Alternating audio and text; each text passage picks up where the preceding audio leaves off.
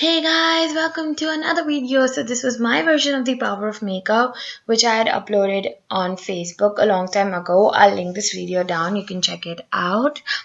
And because I forgot to record an intro, so I thought why not use my other videos to be an intro of my new video. This would be interesting and less boring. Ta-da, ta-da! By the way, before I start my makeup of the eye today, I had already primed my eyes and set it with a powder. Then I'm going to take my favorite sleek tried and tested palette and take the maroon shade and slowly build it up on my crease using a flatter blending brush. This one is really inexpensive but a great brush. I bought it from Beauty Bay. It's from BH Cosmetics. If you want, I'll link the brush down below as well. You can check the description box for more information. Okay, so I'm slowly building the color. I don't like taking a lot of color at once because it looks too harsh and very unblended. So I kind of like to build the color up slowly and steadily so that the eye lifts up, as you can see. Otherwise, the eye looks really droopy and dull. Then I'm going to take my palette again and dip into the dark purple shade in the palette. I'm not even going in another palette. I'm placing the color again on my crease but below the maroon color to kind of create a transition from purple to maroon and slowly lighter so that it kind of looks more blended and seamless, and there is a transition from darker to lighter colors. That's what I personally like, and it looks more blended that way, because if you transition way up from light to dark, then your eye are going to look smaller, so that's not what you want to do if you really don't have that big eyes. So then I am going to take the same brush and blend everything and dip into the maroon color again and kind of build up my crease a bit more and buff it outwards to a lighter shade, to a much more beiger shade.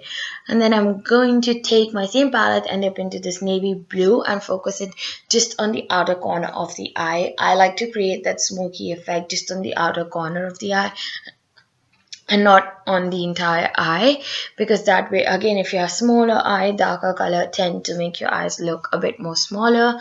But again, if you like to create the smoky eye all over, do what you love. Then taking the beige color, I'm placing it on my lid so that the other colors pop up. Now there was this very shiny color in this palette which comes and like with these matte shades, and I'm placing it on my lid for the other color I'm going to use to pop up even more and shine brighter. So I'm taking my Makeup Revolution palette, which I totally hate, but I'm just holding onto this palette for that plum color that I'm placing on the center of the eye. It takes a while to build up, and the best coverage comes with the finger.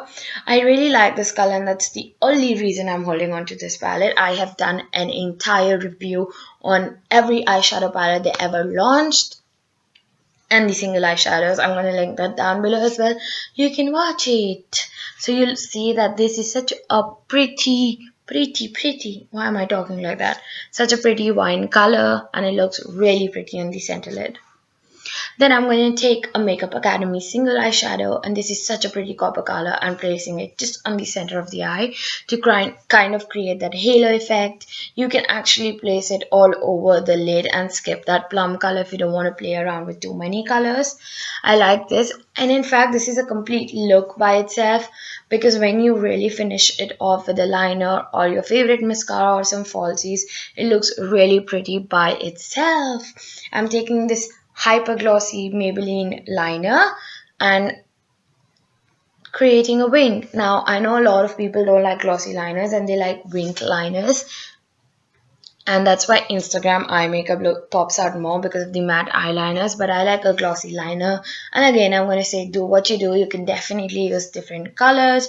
You can definitely play around with glitters and line your eye. It was so difficult to create this wing by looking in the camera, but then I decided to skip the camera and do it off camera and then finish it off on camera.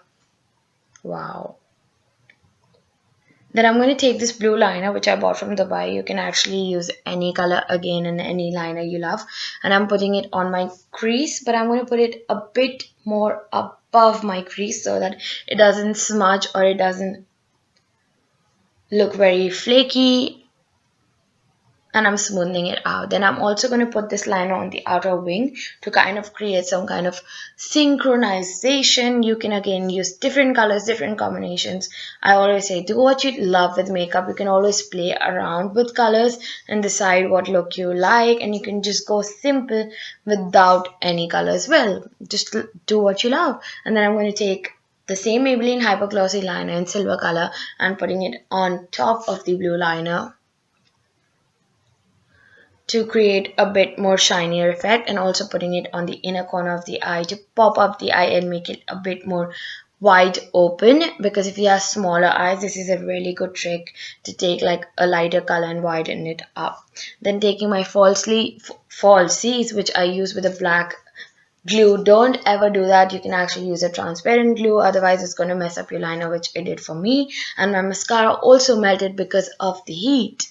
I actually took the same brush and blended everything lower, and I took that lighter shade in the palette to put it on my inner corner and above the below the brow bone.